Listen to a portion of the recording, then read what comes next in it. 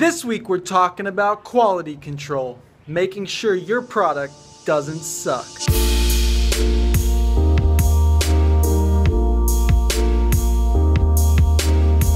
Welcome back to the Inner China Show. What's up, everyone? I'm in my new apartment complex garden area here in Guangzhou, China. And this week I interviewed Renaud Andron of Sophiste.com, a quality assurance and inspection company. And he also blogs over at qualityinspection.org with some really serious blogs on the topic of quality control. And I got the chance to sit down with him and just grill him. And he gave the 101 details of what it takes to do really good quality control if you're just getting into product manufacturing yourself. So without further ado, let's do it. So Renaud, if this is someone's first time ever manufacturing a product, and you know they're thinking about QC, this can be quite a daunting task to think about. So from the angle of someone's first time QCing their own product, give us the kind of QC 101. What are the things that we should be considering right out of the gate? Sure. So the first thing, I think the most important thing is that QC starts way before production even starts. Actually, if you go to a factory and you say, okay, I'd like you to make this, make this product, just make it in gray, put my logo on it, and that's it, you're good to go. You're taking some chances here, and you're not preparing what's going to arrive soon very nicely. What I'm saying is that if you really just want this in gray with your own logo, and maybe an extra port or whatever, you need to not only explain exactly what it is you want, instead of just saying, same as the sample in gray, this is not sufficient. But also you need to explain, this is for this country, I will need this kind of certifications, and here's exactly my quality standard. If there's a little scratch here or here or here, even if it's very small, it's a major defect, etc., etc. Okay, you need to explain, because some people will will go to factories that have no concept of what export customers want in terms of quality. So if you don't explain to them with photos and defect classification, okay, if there's this, I consider it a defect. If it's like that, in that position here, and nobody will see it, it's fine as long as it's in small proportion. So let's call it a minor defect, and so on.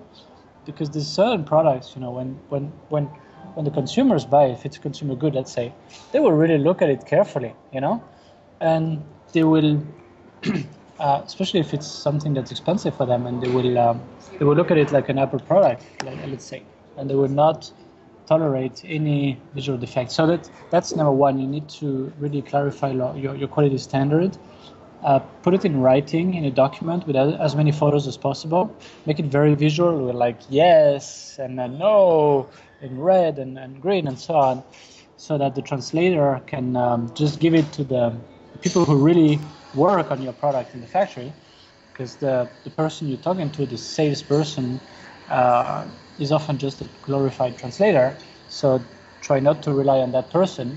Make something very visual that the people who will work on your product will know. And then this will actually become a checklist for the inspectors. So, okay, that was the first thing. The second thing you do is you actually tell the supplier that there's going to be a quality inspection. You cannot just tell them, once they're already way into production and they say, oh, we can ship next week. Can you release the shipping order with your freight forwarder, blah, blah, blah, and say, oh, by the way, there's going to be an inspection. This is no good. Most of the time they would push back on it and they would say, you never told us about it. Our company policy is that we do not accept blah, blah, blah, blah. Okay, very standard, especially if they feel that you're a little bit green at that game. They will try to play these kind of games. So make sure you have a written confirmation that they will accept, that you send an inspector during production at any time, and that they will pay for any re-inspection costs should the inspectors find some serious quality issues that you actually reject. Okay, that's number 2. And then number 3 is, work with some professional people to actually do the quality control, or go there yourself. If that's if you can be there at that time, great, but don't wait until the end of production. If it's the first production run, go there during production. So if there are some issues, if they didn't really understand your quality standard, they 50% of the products need reworking, or if they made some really big problem that's widespread on all the products, that's when you want to tell them, hey, sorry, there's an issue here. You really didn't understand my quality standard. Let me tell you again. Let me sort out. All of this is no good. This is good. You need to tell them as early as possible. If you cannot be there, then send an inspector. Again, make sure that it gives them some feedback on their quality, and that it helps you. It's a basis for your communication with the factory. Then, let's say there's a final inspection. That's really something you don't want to skip. When everything's packed, so you can see the packing, you can count, you can really pull samples at random, you or your nominated inspector. Then, if everything is okay, you release the shipment, you allow them to ship. Make sure you pay the remainder, the balance of what you owe them, after you accept shipment, not before. Because if you pay 100% before, at any time before that final confirmation, you have zero leverage. And then to them it's, take it or leave it. If you leave it, we'll just sell it on Taobao or some other Alibaba, whatever platform. If you take it, okay, you take it, but we're not going to rework it, And there's all sort of games. They will not say it like this the first time, but once you really understand what they mean, that's what they really mean. Never pay 100% before the final the final approval. Okay, and you're setting up these quality standards ahead of time before. Is this before the sample, or is this before the mass production run that you're setting up quality standards? You start to define it as early as possible, and then as there are some prototyping, some samples that get sent to you, then you actually you will think of other potential defects, and you put them in there. And that's a living document. But what I'm saying is that by the time you approve the samples, before you wire the first 30% payment or whatever you negotiated with them, or before you open the letter of credit, you need to get the latest quality standard actually signed, chopped, and if possible, get your hands on the hard copy, because that's what's really important in China, much more than the soft copy. That's the right time. When I think about quality control, there's a lot of things that you can be doing, and I love asking 80-20 questions, because there's some things that make all the difference. And but when you think about quality control, this is the nitty-gritty details of making sure your product turns out exactly as you want it. So does 80-20 apply to QC? Is there some things you can be doing and leave the others, or should you be doing all of it? Definitely applies. Actually, what I told you up till now is the 20%. So if you want to think of what's inside the 80%, well, it's actually not just picking a product that's already on the shelf in the sample room, the showroom of the factory, or on the booth in the trade show, and say, oh, I want the same thing in gray with my logo, but actually getting to understand everything that's inside, or actually designing your own product from scratch, and having ownership of all this information. And why is it important? Because then you can really understand the product itself, and ideally also the production processes behind them, and work with the manufacturer to work on a control plan for every process step, and especially the critical ones that will impact the critical to quality product characteristics. You want to really see how they actually control it during production. And actually you want to be on site, or send an engineer on site to actually look at the way they do that. If they don't have good process control, it's going to be difficult to get a really nice end product. Another thing is all the training of the production operators and the inspection operators in the factory. If they don't really understand your quality standard, there's an issue here. So you need maybe to put some samples with defects on the shelves, give them a lot of photos on the walls, these kind of things. I mean, I could go on and on, but really what I told you is the 20%. That's the 20%. Don't skip what I told you. Yeah. Quality standard. And again, I told you really very, very simple, just like the visual defects and like, oh, it doesn't work and these kind of defects. But if you really want to do a good job, you actually define sort of the work instruction of the inspection job, the checklist, okay, first you check this, then you check this, then you check this, and then maybe there's some safety issues. You need to think about that, how to actually find them, especially if it's electrical products or if it's for kids, small parts and all these kind of things. You need to really understand the standards that are applicable in your country, really understand how the consumers, the users will really use the product once it gets into their hands.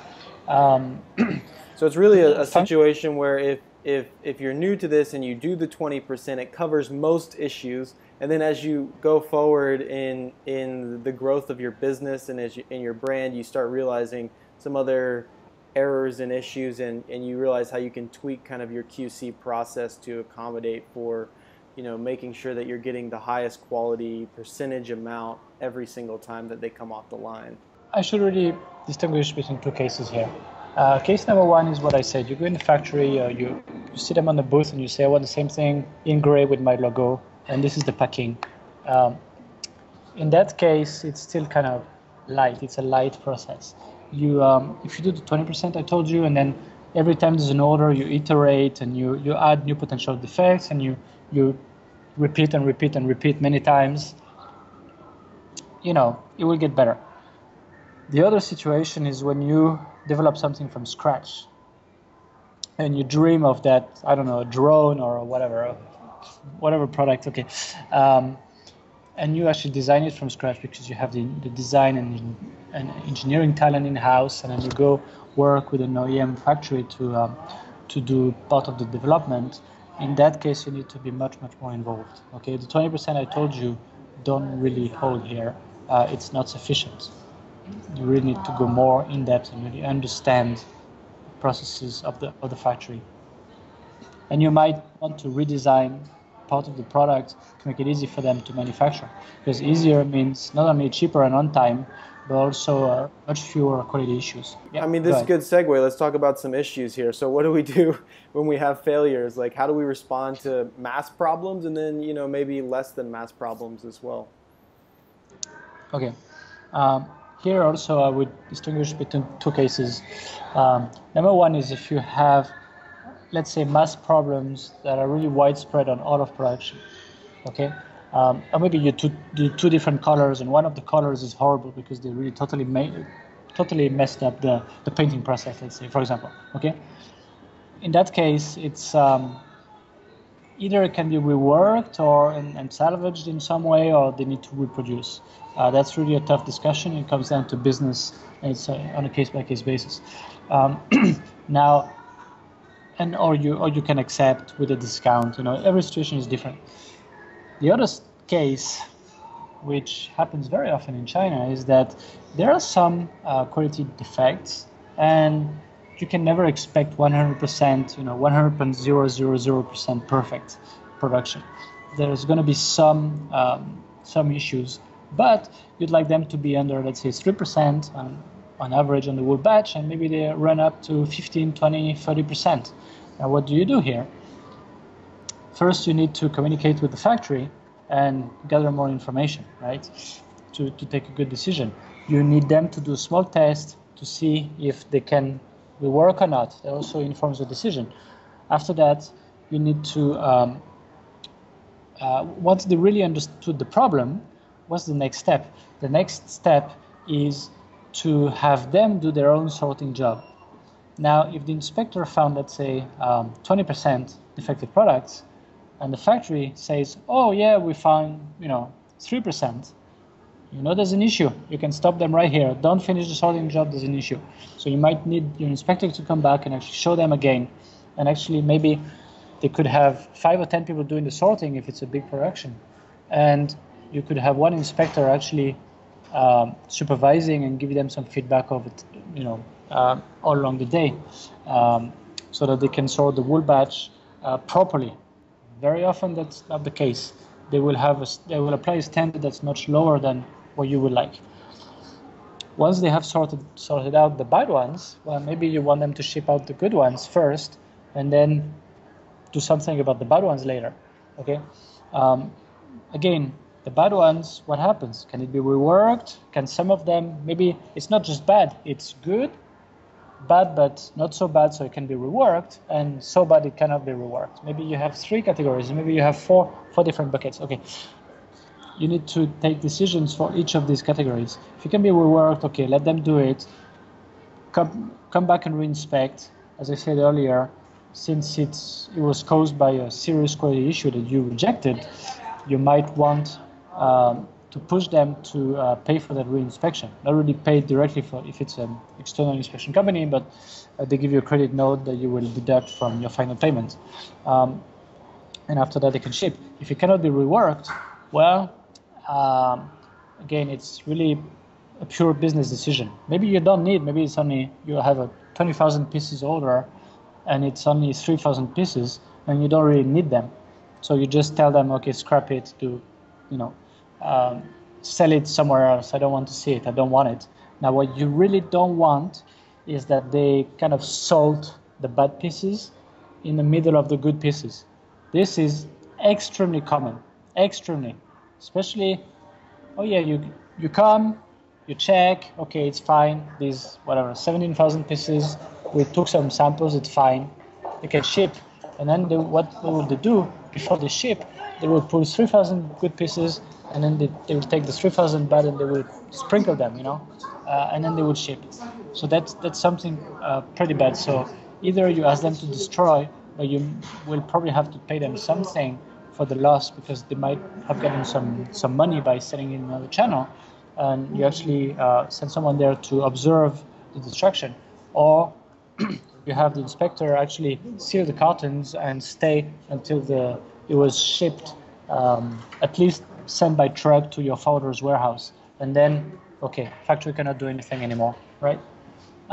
So there are so many cases. I could talk for an hour, but I think it's a really good summary. No, that's a very good summary. So it actually brings me to a point about when it comes to inspection, there's a couple different options, right? There's you can go and inspect yourself.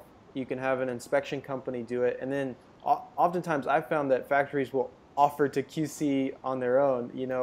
How beneficial is that in-house QC department?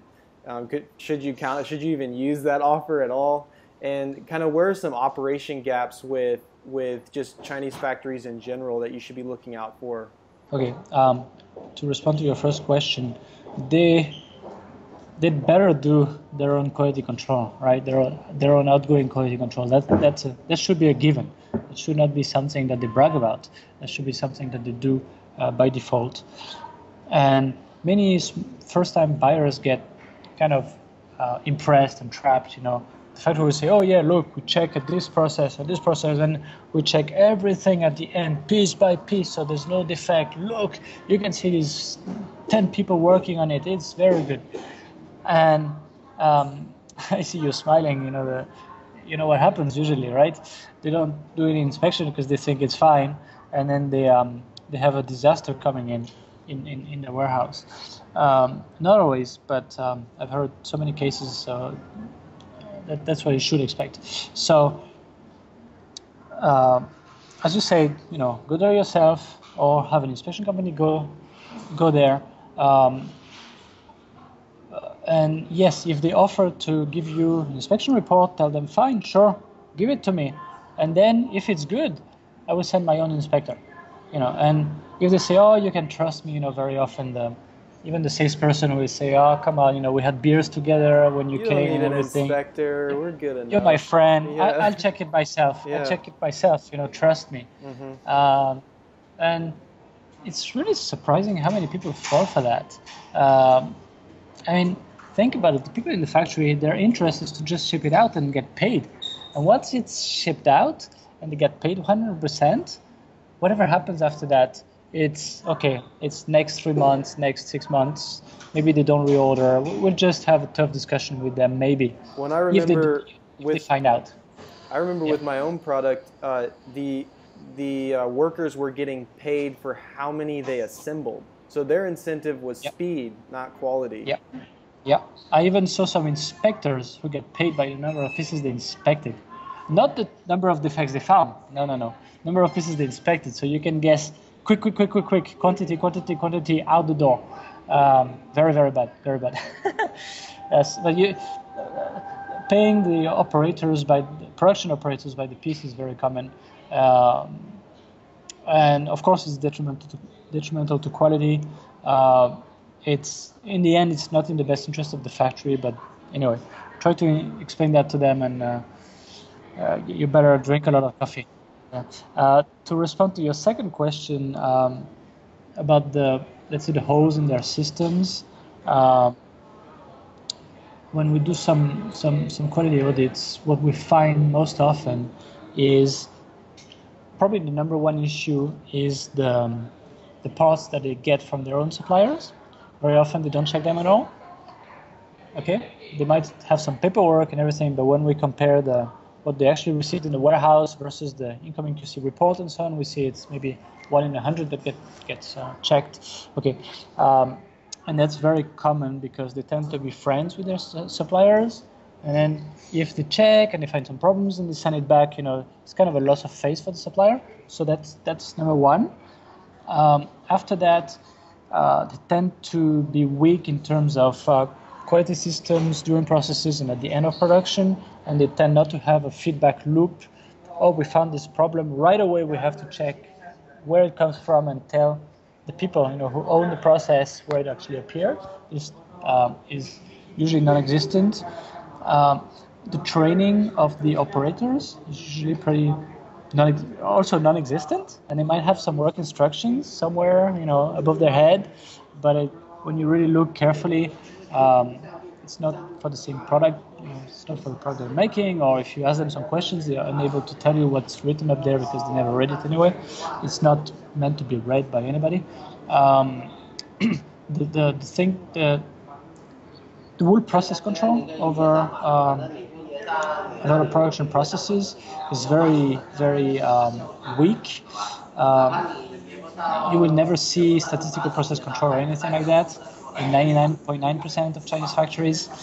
They just, very often, they don't really understand their own processes and what really, what really has an impact on the final output of a process. For example, a very, very, very common production process in China is plastic injection molding. And you ask them, okay, how did you do the setup? Oh, well, it's this guy is the master. He did it also. You go ask the master, how did you do the setup? Oh, but you documented it, right? The pressure, the time, and everything. The guy says like, no, it's due to it's my instinct. I've been doing that 20 years. It's due to the temperature and the humidity in the air and the kind of products to make and blah blah blah and all my experience. And you're thinking, okay. And you have some gauges on that press to actually know the real temperature right there at the where the tooling is, and it's like, no. Oh, okay. So just an example, but they don't think in terms of processes. So a lot of yeah. No, and a lot of this I'm hearing depends on good documentation and good follow-up. So, I'm kind of curious if there's a place that you recommend going to find some good templates and some good documents that people can start with when approaching QC in their own production. Sure. Yes, quality is often based on paper and documents. That's true because you want to make your expectations clear and get the commitment from the other side. It's extremely important. I've put a few templates on my website, qualityinspection.org. At the top, you will see something like best articles, and then you will see a category called templates, and you will see a number of templates there. Pretty helpful. Okay, excellent. And so here's my last question, and I'm sure you're pretty biased on this one, but do people always need a QC agency, an inspection agency to go in and do their QC, or is there a case for or legitimate reasons for the brand owner to do their own QC? Absolutely not. There's a lot of reasons why there might be no need for an inspection company. First, if you, for whatever reason, you go to the factory very often, you might be able to check everything, of course. You might want to have an external, like a professional inspector come once to see how they work and how they report their findings and all these kind of things, just for training. But yeah. A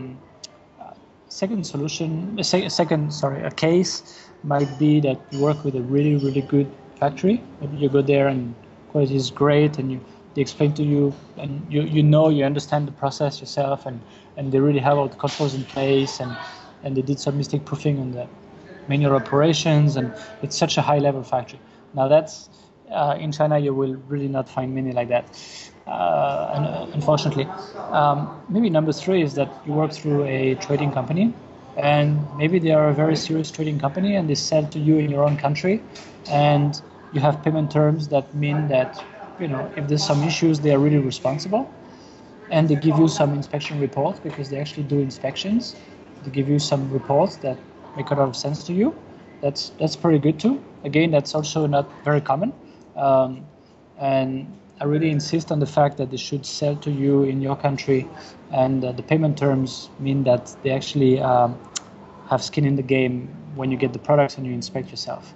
That's pretty restrictive, unfortunately. Yeah, and if you find yourself with quality issues, or if you find yourself questioning the legitimacy of your factory's ability to approach quality well, then it's always a good idea to bring in an inspection agency that knows what they're doing. That should be.